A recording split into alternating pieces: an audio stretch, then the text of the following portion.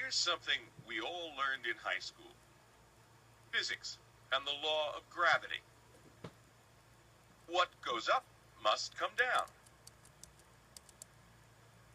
Now, take this same ball and hit it. How far and how fast will it travel?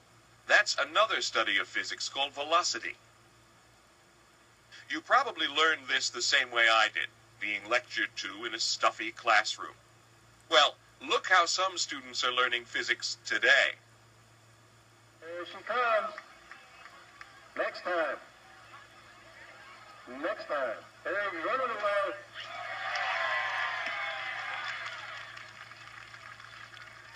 Throwing pumpkins?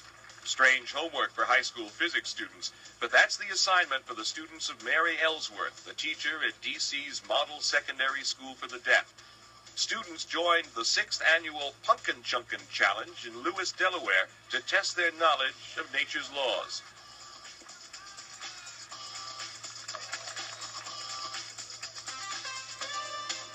Participants from across the nation attempted to beat the world record, an astonishing 774.5 feet. The MSSD teams spent 4 weeks creating, designing, and building their machines.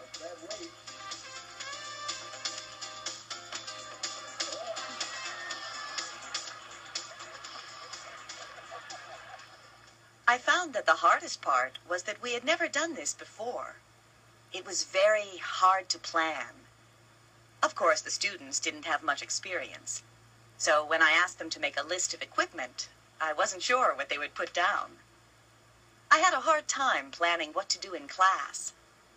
I worked in cooperation with the Algebra 2 teacher, and the two of us weren't sure what to do.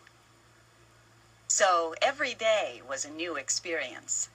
We never knew what to expect. We were the only group in the contest who did not use some kind of machinery. All the others did, but we didn't have that kind of advanced technology. The biggest challenge was to figure out how to use the sling to throw the pumpkin. So we did some research on the methods used in ancient times. And it worked. Then we had to build it and figure out how much weight we should use and how to connect the weight. We had problems with the wooden supports being loose. We couldn't get it to work right. So to make it work, we had to dig into the ground to stabilize the base. Well, the way my machine works is at first I put a light weight on top of a heavy weight on the bottom. I had to think about how strong the rubber is, the distance, and how far we wanted to throw the pumpkin. So I thought about it a long time and tried to figure out how to construct it. My team talked about it for a while.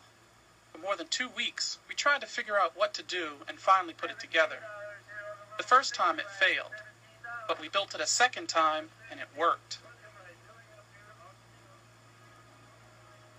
With all machines in gear, this team makes last-minute adjustments and prepares for the real-life test.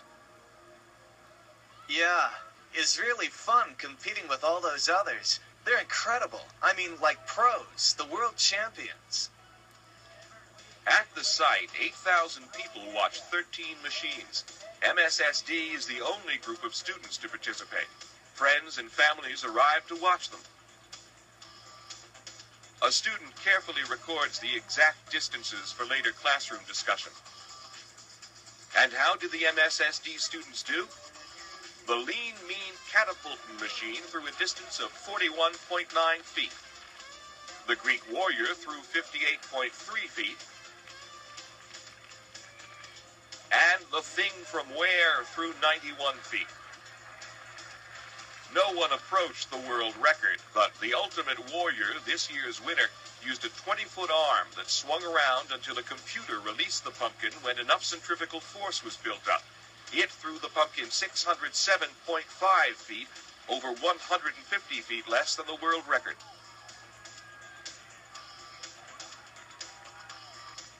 I really was proud of our students. I felt that their machines were nice looking and very well crafted. I felt that we were equal to some of the machines made by adults. Not all of the machines were able to throw the pumpkins hundreds of feet. Several of the adult teams threw about the same as we did, so we were on par with some of the other teams. And remember, the important thing was not to win, but to get the experience of participating. In this encore presentation,